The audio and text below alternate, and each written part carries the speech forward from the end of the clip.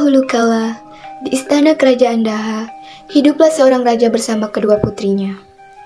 Suatu hari, raja memanggil kedua putrinya, karena mereka akan kedatangan tamu dari kerajaan Kahuripan yang bernama Raden Inu Kartupati. Putri-putriku, kemarilah. Ada apa, Ayahanda? Apakah Ayahanda memanggilku juga? Iya putriku, ada pemberitahuan yang sangat penting. Besok Raden Kertepati dari kerajaan Kahuripan akan datang lusa. Lalu, apa hubungannya dengan kami, Ayahanda? Ayah sudah membuat perjanjian dengan ayah dari Raden Inu Kertepati bahwa ayah akan menikahkan salah satu putri ayah dengan Raden Inu. Siapa di antara kami yang akan dinikahkan dengan Raden Inu, Ayah? Kami telah memutuskan bahwa Chandra Kirana yang akan menikahkan Raden Inu Kertepati, dan keputusan ini tidak bisa diganggu gugat. Maaf Ayahanda, Galuh ingin pergi ke belakang. Permisi. Terima kasih Ayahanda. Kirana senang sekali. Sama-sama anakku, mari kita persiapkan segala sesuatunya. Sementara Dewi Galuh merasa iri dengan Kirana yang bernasib baik dan majur yang akan menikah dengan Inu Kartapati. Niat jahat untuk mencelakai Kirana pun terbesit di pikirannya. Ia pun mendatangi sebuah gubuk milik penyihir. Apa yang membawamu kemari, anak gadis? Aku membutuhkan bantuanmu, tolong bantu aku. Kamu ingin aku melakukan apa? Aku ingin kamu menyihir Chandra Kirana menjadi sesuatu yang menjijikkan. Yang jelas aku ingin Kirana menderita. Baiklah, aku akan menyihir Chandra Kirana sehingga dia tidak dapat bertenangan dan menikah dengan Raden Inu. Terima kasih atas bantuanmu, senang bekerja dengan penyihir sepertimu. Ini uang sebagai imbalannya. Keesokan harinya, Chandra Kirana pergi ke pasar membeli keperluan untuk menyambut kedatangan Raden Inu Kartapati besok. Sepulang dari pasar, Kirana melewati sebuah sungai. Di sungai tersebut, Kirana dihadang oleh seorang perempuan tua yang buruk rupa. Perempuan tua itu adalah nenek sihir yang diperintah oleh Galuh. Hahaha. Chandra Kirana, apa kabarmu? Hah? Kelihatannya kamu sangat senang hari ini.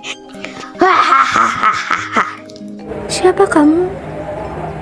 Diam. Aku kesini untuk menyihirmu menjadi keong. Kenapa kamu ingin menyihirku?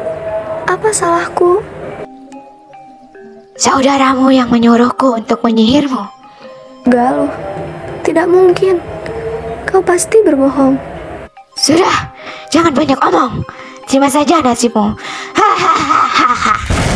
Tidak.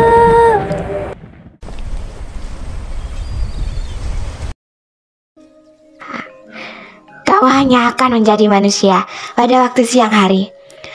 Tapi bila menjelang malam, kamu akan menjadi keong. Kutukan ini akan berakhir bila kamu bertemu dengan Raden Inu. Hahaha. Chandra Kirana telah dikutuk menjadi keong emas dan dibuang ke sungai hingga terdampar di desa Dadapan.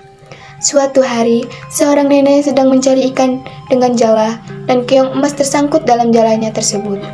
Oh, keong yang sangat cantik. Aku akan membawanya pulang. Loh, kenapa aku bisa di sini? Oh iya, tadi kan ada seorang nenek yang membawa aku. Kasihan sekali nenek itu. Untuk makan saja, dia harus mencari ikan terlebih dahulu. Aku akan membuatkan makanan untuknya.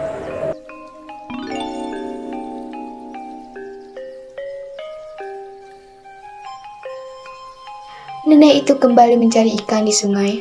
Hingga menjelang malam, nenek itu tidak mendapat ikan seekor pun.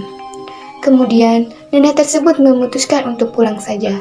Sesampainya di rumah, ia sangat kaget karena di meja sudah tersedia masakan yang sangat enak-enak. Nenek itu lalu berpura-pura pergi ke sungai untuk mencari ikan seperti biasanya. Lalu pergi ke belakang rumah untuk mengintipnya. Setelah beberapa saat, si nenek sangat terkejut karena keong emas yang ada di tempayan berubah wujud menjadi gadis cantik. Karena penasaran, lalu nenek tersebut memberanikan diri untuk menegur putri nan cantik itu. Siapakah kamu ini putri cantik? Dan dari mana asalmu? Aku Chandra Kirana. Aku adalah putri kerajaan Daha. Kasihan sekali dirimu, nak. Nenek tidak tahu saudara macam apa saudaramu itu. Hingga tega ingin mengutukmu. Tapi namanya manusia, kalau sudah cemburu, apapun dia lakukan. Ya sudah, yang bersabar ya nak.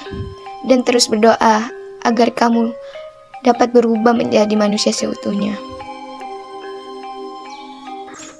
Sementara itu, Pangeran Inu Kartapati tak mau diam saja ketika tahu Chandra Kirana menghilang. Ia pun mencarinya dengan cara menyamar menjadi rakyat biasa. Nenek sihir pun akhirnya tahu dan mengubah dirinya menjadi gagak untuk mencelakai Raden Inu Kartapati. Siapa kau? Tenanglah anak muda, aku akan menunjukkan arah ke desa Dadapan. Di sana kamu akan bertemu dengan Chandra Kirana. Kau tidak perlu tahu siapa aku, ikut saja petunjuk yang kuberi.